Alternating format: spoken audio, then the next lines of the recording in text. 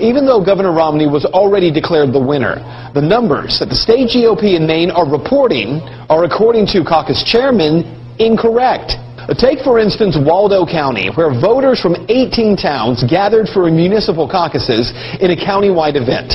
A total of 138 votes were cast. In the official Maine GOP tallies, however, the results from all but one of those communities, all but one, were given as a series of zeros below the name of each candidate, meaning the official tally shows that no one voted. The town of Belfast was one of 10 towns that held a joint caucus on the same day. That caucus was held on February 4th. I talked with Matt McDonald, a pastor of a small community church in Belfast. He was nominated as the chairman of the Belfast caucus. He says 22 people showed up and they caucused on the 4th. McDonald also says that the state instructed the chairman of the caucuses to not read any of the votes aloud, and instead to send them directly to Augusta.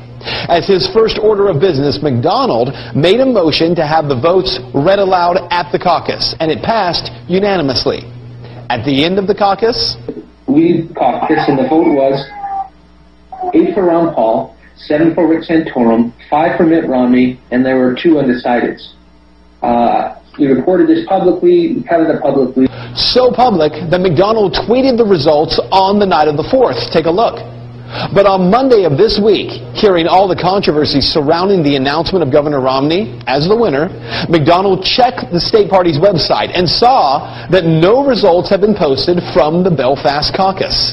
The lady on the line said that she had received our tallies, our votes, but hadn't recorded them online yet, and she said Romney with 9, Rick Santorum with 5, Ron Paul with 2. Well, of course, those were not the right numbers, and I told her, I'm sorry, ma'am, those aren't the right numbers. And she said, well, those are the numbers we have. And I said, well, there are 22 Republicans down here in Belfast who would tell you different because we counted our votes publicly. And it's kind of her, in light of that, her voice kind of changed, and she said, thank you very much, we'll record this, and we ended the conversation. And that is just one of several very strange inconsistencies. You see, dozens of towns on the GOP site are listed as if no one voted, including in Waterville, Maine, home to 15,000 people. A count on the site, as Maine goes, indicates that Congressman Ron Paul may have already won over Governor Romney by 10 votes. Can you say Iowa 2.0? If these issues of transparency are dealt with, and the GOP nationally pushes Mitt Romney on the state of Maine, personally, I will either vote for Barack Obama or withhold my vote. And I've been voting for 15 years now, or 14 years, and I've only voted for Republicans. And that is what you need to know. What has happened in Maine is nothing short of a disaster for the Republican Party there. Is this a case of jumping the gun, sheer incompetence, or is it blatant fraud? Well, you can make up your own mind on that. But here is what is crystal clear.